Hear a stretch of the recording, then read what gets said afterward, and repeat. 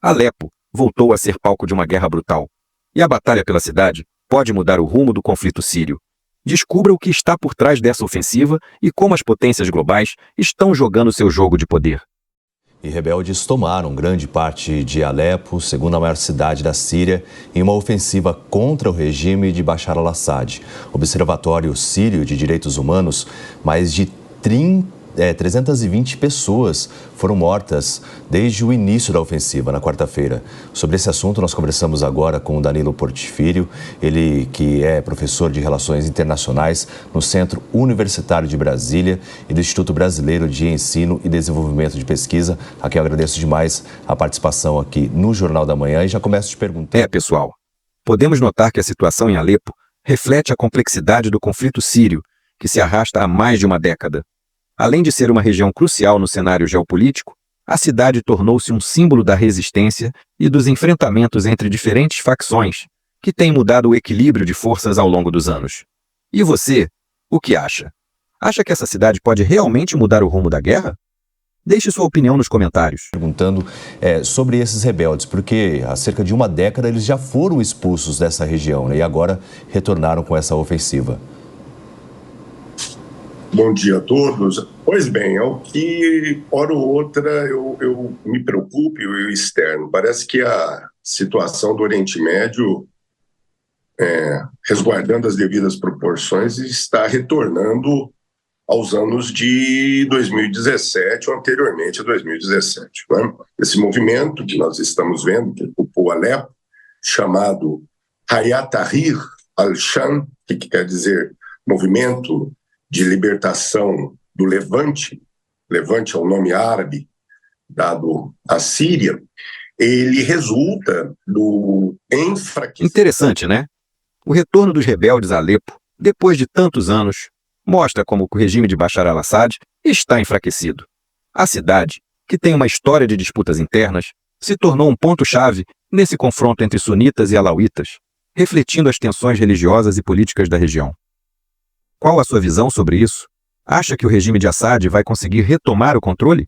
Comente aí. Enfraquecimento e fragmentação do antigo ISIS, que até 2017 foi considerado ali um movimento muito complicado, tomou regiões do Iraque, a Síria, trouxe, vamos dizer, deu continuidade às ações de internacionalização do terror e com as ações norte-americanas, russas, e olha só, iranianas, elas foram o quê? Mitigadas no Iraque e na Síria. E agora observamos essa ação, o que mostra uma desmobilização do apoio dado pela Rússia, pelo Irã, em território sírio, com o retorno desse movimento salafita, esse movimento fundamentalista sunita, Vocês repararam nisso? O enfraquecimento do ISIS e a fragmentação dos grupos extremistas criaram um vácuo que permitiu o ressurgimento desses movimentos. E, claro, a participação das grandes potências, como a Rússia e o Irã, continua a ser fundamental nesse jogo de poder, que altera constantemente o cenário. Curioso, como as potências globais influenciam tanto, não? O que você acha dessa dinâmica de poder? Que professa a vertente wahhabita, que é uma das vertentes mais fundamentalistas. Agora, professor, só para a gente entender um pouco esse contexto histórico, qual o impacto estratégico, né, dessa região no contexto do conflito sírio e por que, de fato, essa cidade é tão disputada pelos rebeldes e também pelo regime de Bashar al-Assad? Alepo e a região de Alepo, Soraya, é uma região que teremos uma população de maioria sunita. É uma cidade histórica e economicamente muito importante na região. Entretanto, na história do regime Assad, o impacto estratégico de Alepo não pode ser subestimado. Não é só uma questão de localização, mas também do peso histórico e cultural da cidade.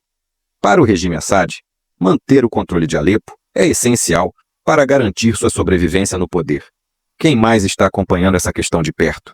Deixe seu comentário se você acha que Alepo pode ser o ponto de virada desse conflito. O pai do Bashar, não é, do Hassan, a chapa do Assad, não é, pai.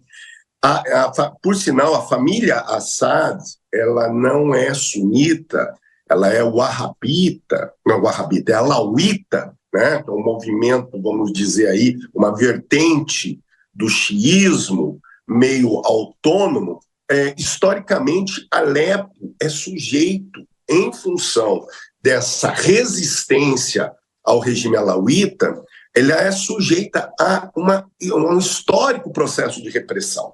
Então, no momento em que nós vemos um movimento sunita, fundamentalista, ligado ao antigo ISIS, retomando essa região, ela tem um valor simbólico, né?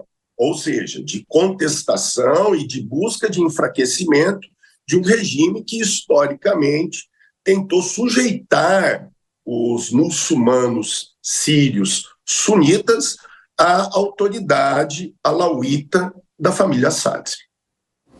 Vou incluir na nossa conversa também os nossos analistas, Mônica Rosenberg e Diogo da Luz, para que também possam fazer perguntas, começando pela Mônica.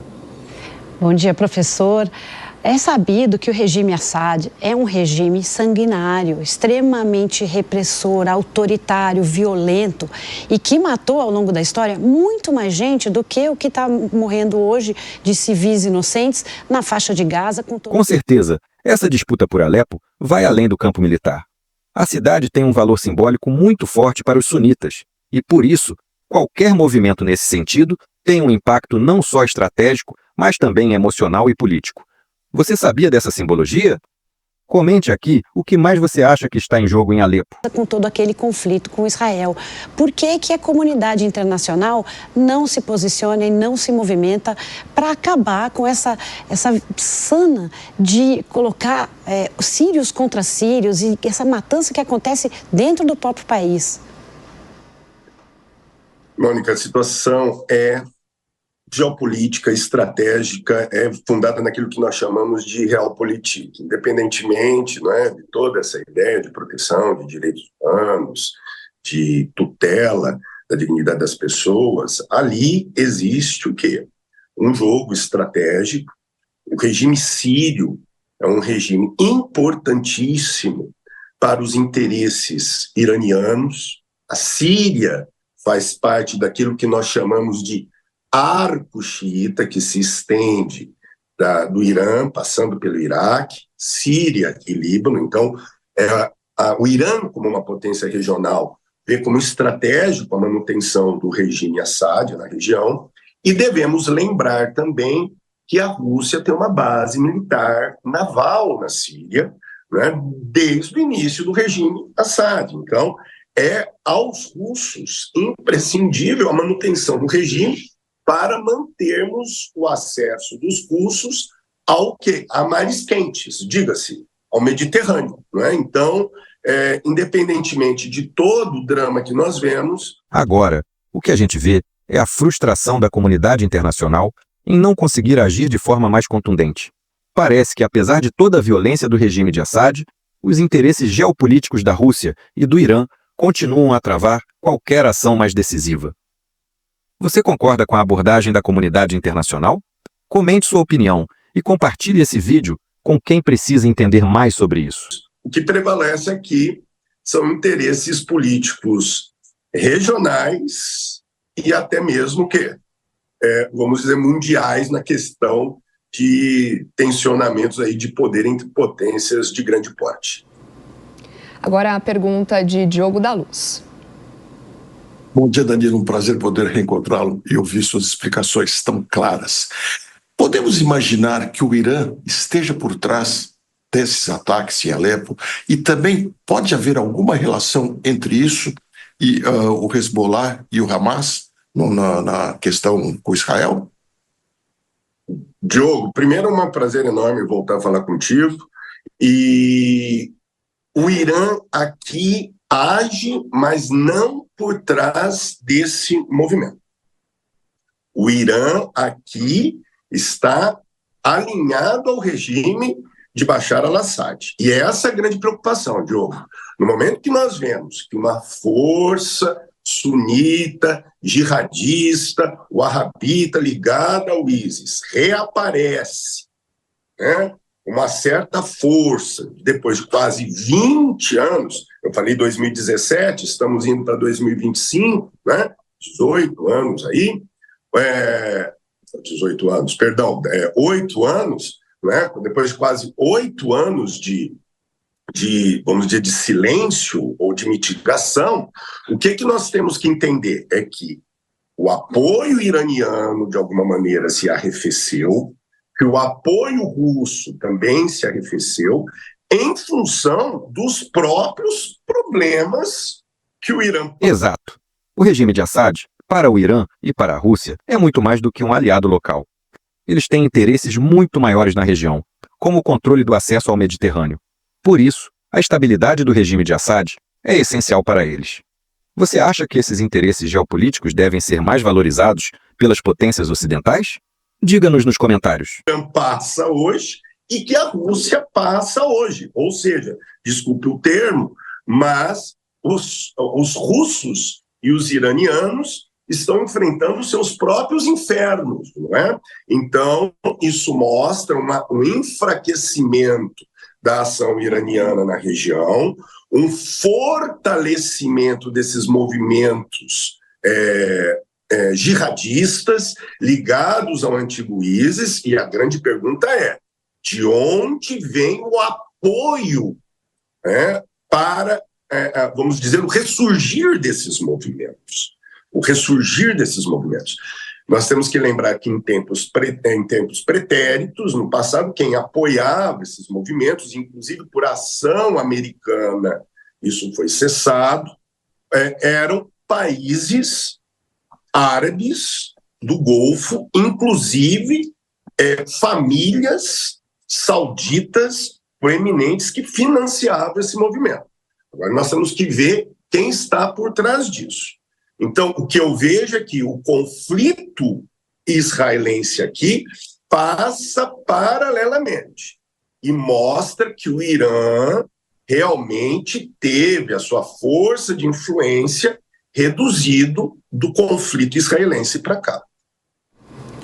Bom, nós conversamos com o Danilo Porfírio de Castro Vieira, ele que é professor de Relações Internacionais do Centro Universitário de Brasília e também do Instituto Brasileiro de Ensino. E o mais impressionante disso tudo é como esses movimentos jihadistas se adaptam. Quando o apoio externo para Assad começa a diminuir, esses grupos veem uma oportunidade de ressurgir e se fortalecer. E isso só aumenta a instabilidade na região. Será que veremos um novo ressurgimento do ISIS?